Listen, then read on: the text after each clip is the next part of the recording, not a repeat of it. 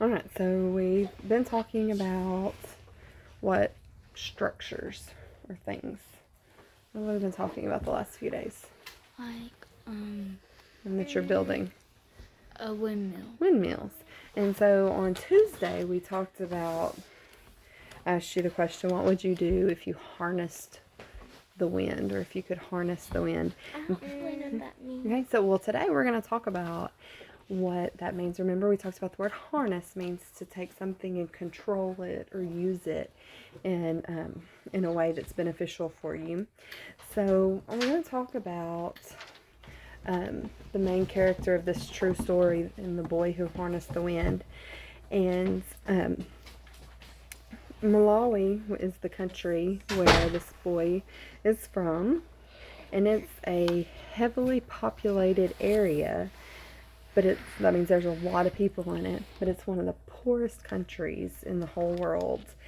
It doesn't have much economic development, like there's not a lot of places to work, and so people don't make much money. There's not much industry, they don't make very many things. And since there's not a lot of money there's not a lot of money for them to invest in education. You don't get to go to school for free like you do here in America.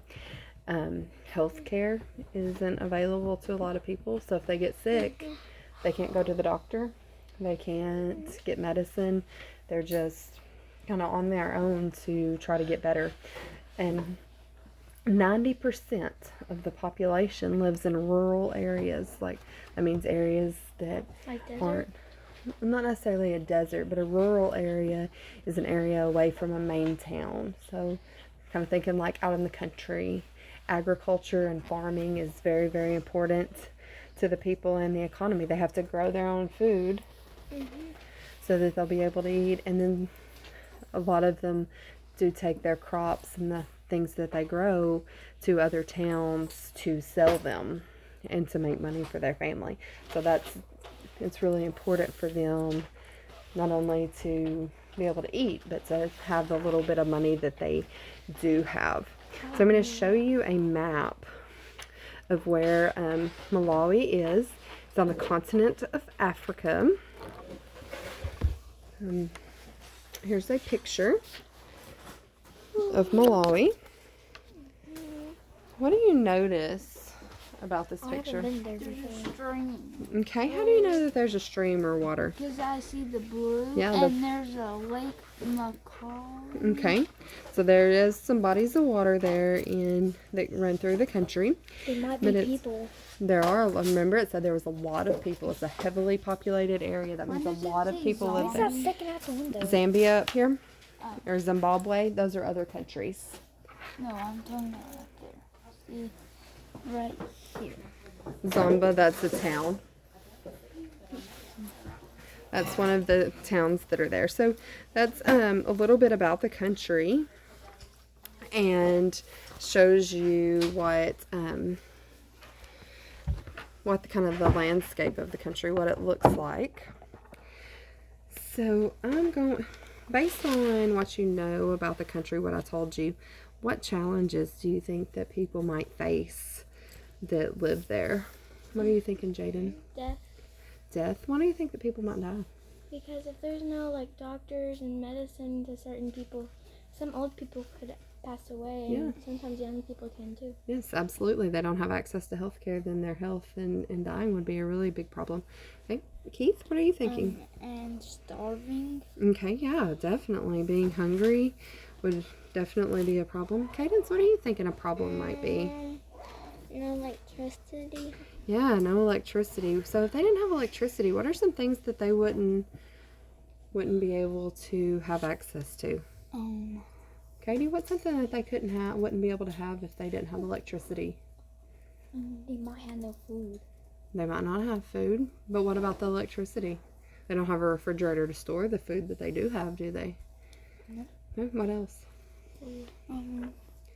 What else would they not have if they didn't have electricity? They don't have. What's that word again? Electricity. If you don't have electricity, what would you not be able to have if there wasn't electricity? Water. Well, electricity doesn't produce water, but water is a problem. We'll talk about that in a minute. Cadence, what are you thinking? TV. Yeah, our TV has to have electricity to work or energy to work. What are you thinking, Keith? Phones, tablets, Phones, Chromebooks. yeah, phones, tablets. Okay, what do you I think, have a Jaden? tablet on lights to do your homework at night. Yeah, absolutely. Lights. Do you think that kids in that country have a lot of homework? Well, Why not? maybe. They might. The ones who are lucky enough to go to school, but do all of them get to go to school? No. I think that was another Only point I lucky wanted to make. ones. Yes, only the lucky ones. You're exactly right. Okay, so if they don't have electricity, which means they couldn't have televisions, don't have phones, tablets. How are they gonna know? computers. I have a tablet at my Yeah, that's what I was house. fixing to say. What are some things that they might miss by not having this? Tornadoes. Yeah, they are going to have alerts for severe weather. If they, What- aren't they do- close to like that little pond or waterway thing? Mm-hmm. Little Floods. floods. Floods. Okay. Would they be able to access the internet or Nope. social media for No. communication? Nope.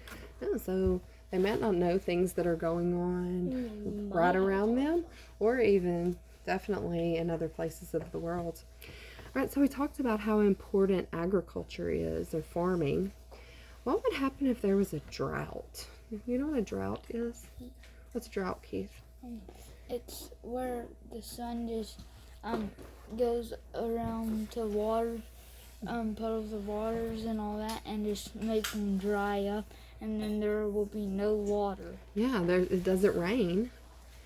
There's no rainfall, so then everything gets dry. Like I said, the water sources that are there start to dry up too because there's no water. So what would happen to this country that's so dependent on agriculture and farming if there was a drought? What do you think might happen, Jaden? Well, lots of people will starve and die Yeah. because you need food to survive. Yeah, you gotta have food to survive, and why does the food depend on rain? Because you have to like boil water to cook some food. Okay, that's a good point. What else? What about growing the food? You have to have water. Are the crops gonna grow if they're dried out? Nope. No, absolutely. There has to be water. And if the people don't have water to cook their food with and to drink, is that going to be healthy for them? Yeah. No, we can't live without water, can we? So that could be a really big You can problem. only live for That's 3 days 90% without of our water. body. You're exactly right. or something. Okay, so we talked about the things that they would not have access to because of electricity. We've talked about what could happen when there was a drought. So I'm going to read you this story called The Boy Who Harnessed the Wind. And while I'm reading, I want you to think about the steps that this boy takes. His name's William. I read that. I want you to think about the steps that he takes to help save his village by harnessing, that phrase, harnessing the wind. Is that like a bike run? We're going to learn all about what that is in just a minute.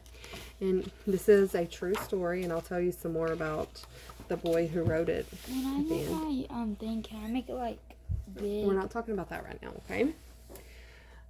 In a small village in Malawi where people had no money for lights, nightfall came quickly and hurried poor farmers to bed. But for William, the darkness was the best for dreaming.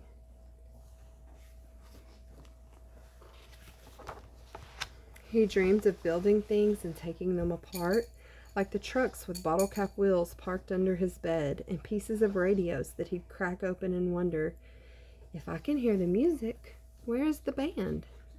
His grandpa's tales of magic also whispered in the pitch black of his room. Witch planes passed through the window while ghost dancers twirled around the room as if 100 men were inside their bodies.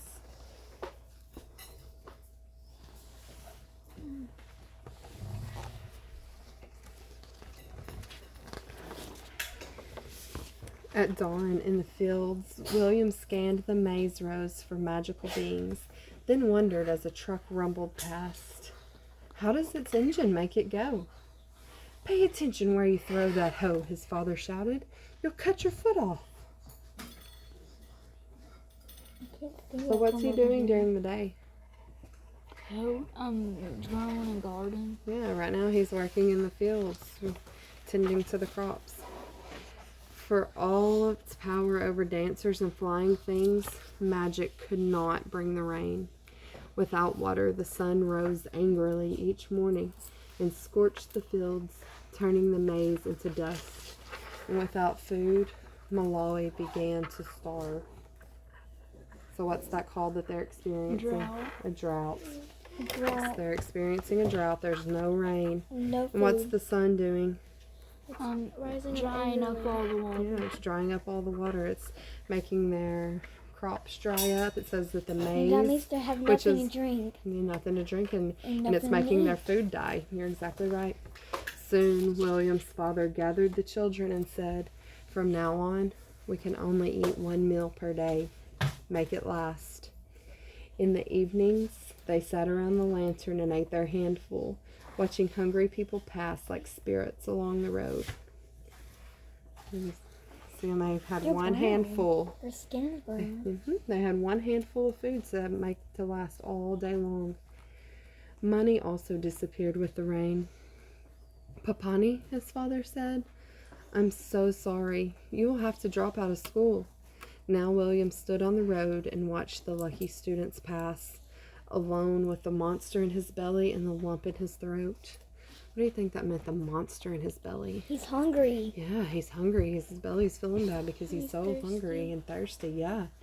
For weeks, he sulked under the mango tree until he remembered the library down the road, a gift from the Americans. I want you to make a prediction in your head. Don't say anything out loud. Make a prediction in your head of what's going to happen.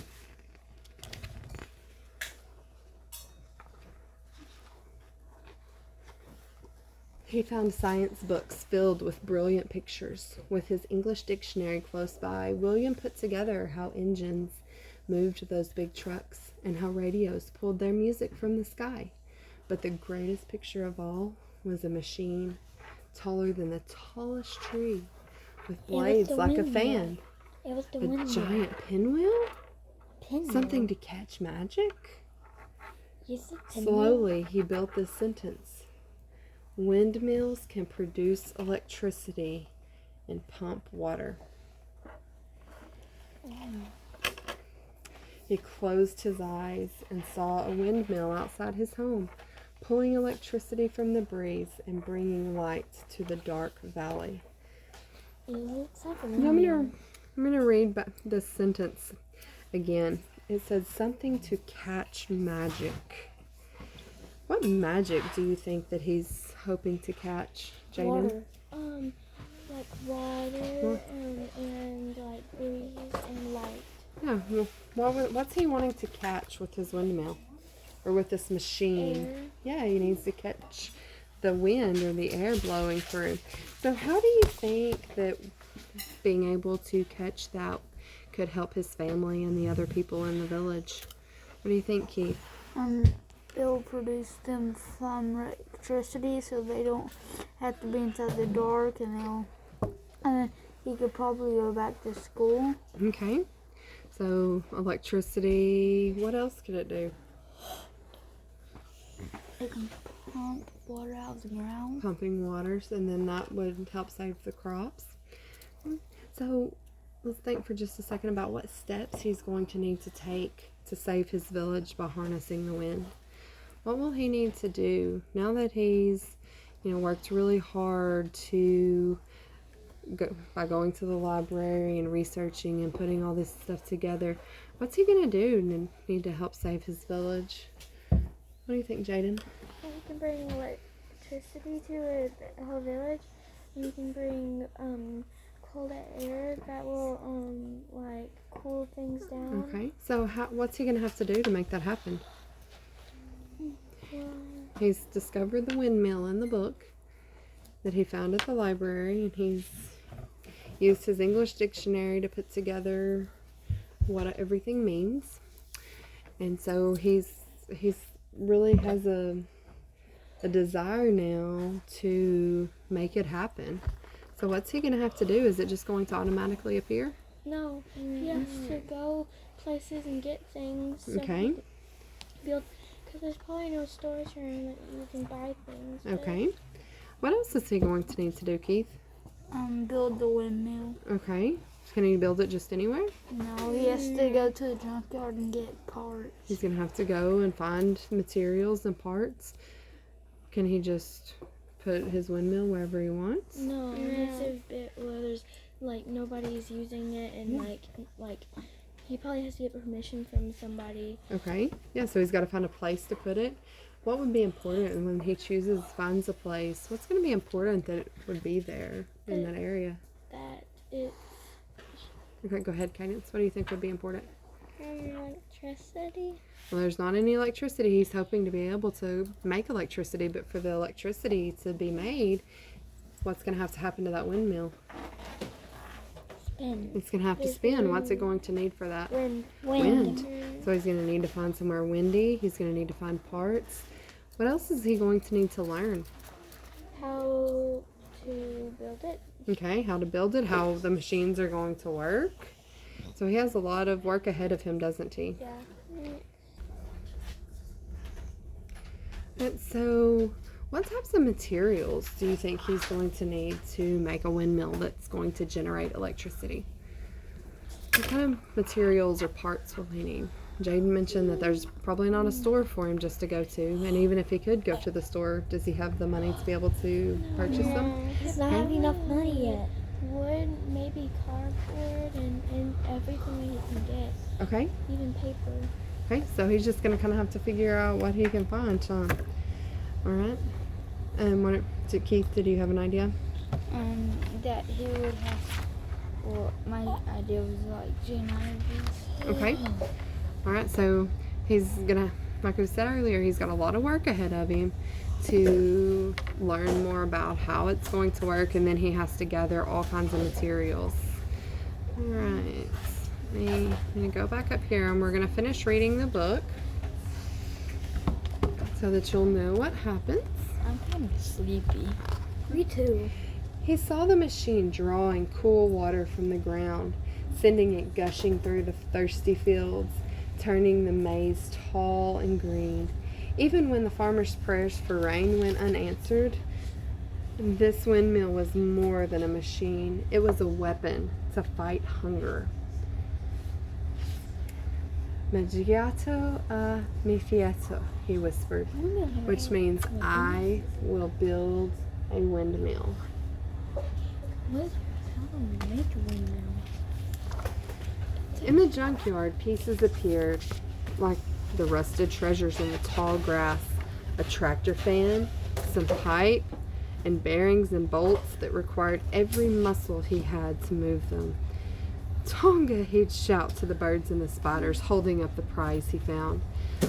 But as William dragged his metals home, people called out, "This boy is Msala. Only crazy people play with trash." Are the people around him very supportive right now? See that fan? That fan could be used What happened to that as fan a thing. Okay. After many weeks, William arranged his pieces in the dirt. A broken bicycle, rusted bottle caps, plastic pipe, and even a small generator that powered a headlight on a bicycle. For 3 days, he bolted, banged, and tinkered, while chickens squawked and dogs barked, and neighbors shook their heads, saying, "What's Msala doing now?" Which meant, "What's that crazy boy doing now?" Well, it looks like he has flip-flops on. Mm-hmm. But, no bottoms. His cousin Jeffrey and best friend Gilbert soon appeared. "Muli Bijuante," they greeted. "Can we help with the electric wind?" "Grab your pengas and follow me," he said, and took them into the forest. Together they swung their sharp blades into the trunks of blue gum trees, then hammered them together to make the tower. Standing atop, William shouted, "Bring it up!"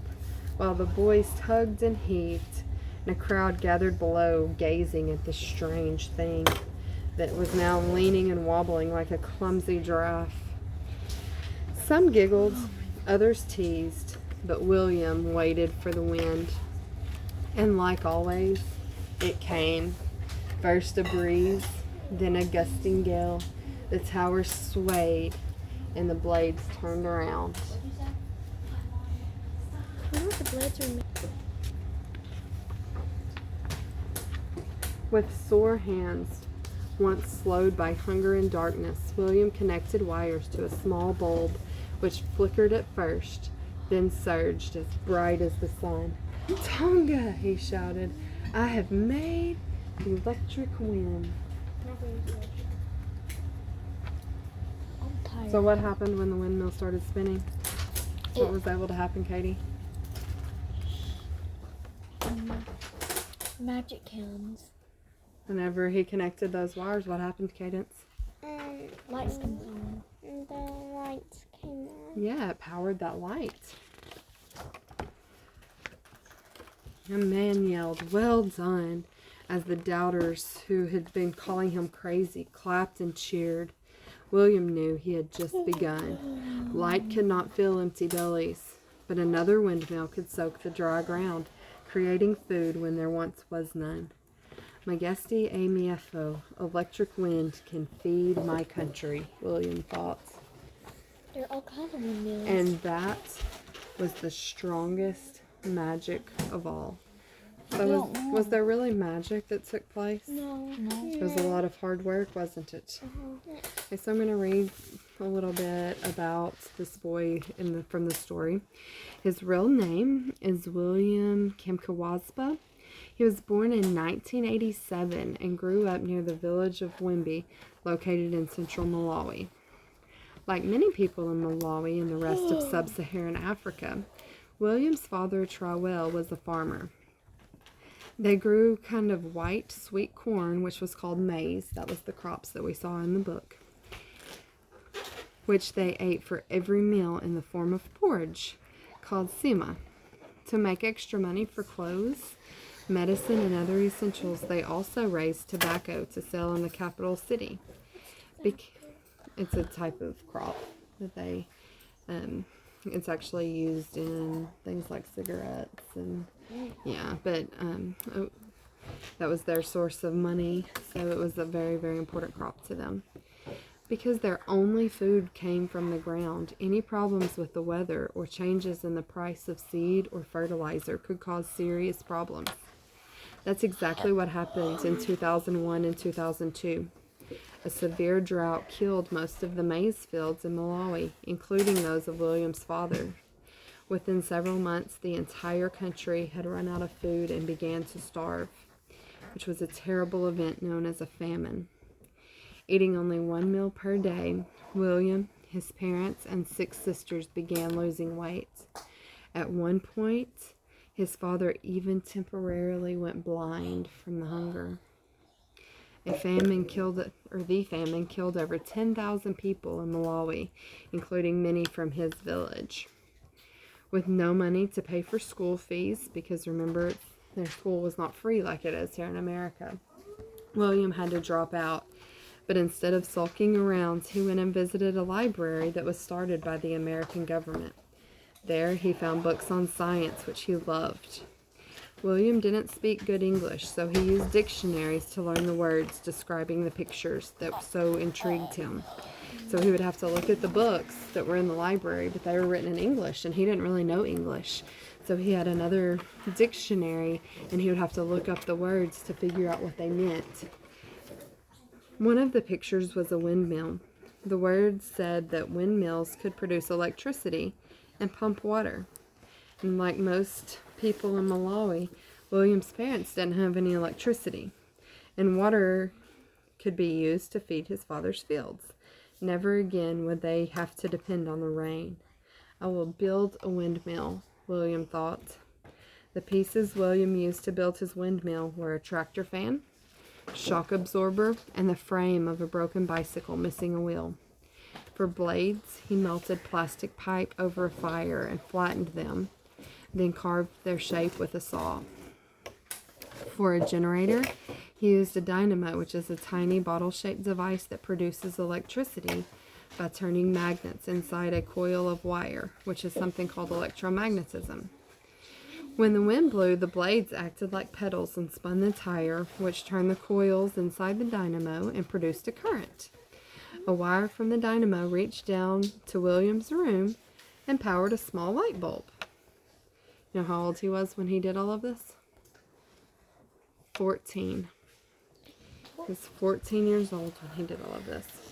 Was he a boy? Eventually, William used his windmill to charge a car battery, allowing him to power 4 light bulbs in his parents' house. But his dream of pumping water wasn't achieved until several years later when he built his green machine, which pulled water from a small well near his home and fed his mother's garden, allowing her to grow vegetables year-round. In 2007, William was discovered by some journalists and was invited to speak at the TED conference in Tanzania. He'd never been on an airplane or even seen the internet. Many people were moved by his story and donated money to help send him back to school and eventually install a solar-powered water pump that irrigated his father's field, forever protecting them from hunger. William is now a student at Dartmouth College in Hanover, New Hampshire. He is studying to be an engineer and plans to return to Malawi to work on renewable energy for electricity and pumping water into villages. He's a really important person to Malawi. He is a very important person to them. And what can we learn from this story? Because we're really fortunate. We don't have to come up with how to build a windmill to have electricity and to feed our families. But what can we learn from this? Try to help more. Definitely try to help more. What if that library wouldn't have been there? Then he wouldn't have known. And I think we should read a lot more books. Yeah. So we should always be willing to help people and to support them. Was this an easy job for him to take on? Did he have people supporting him? No. Well, he had his friends. He did, but I don't think they were even on board at the beginning, do you? They might have been, it doesn't specifically say, but they didn't come around until he'd already done all the work of gathering supplies and all those things. But did he let it stop him? Even people making fun of him, did he let that stop him? No. He kept going and he did some amazing, amazing things. I want you to always remember that you can do whatever you set your mind to. With an idea and perseverance, sticking to it, you can do anything you set your mind to, just like he did.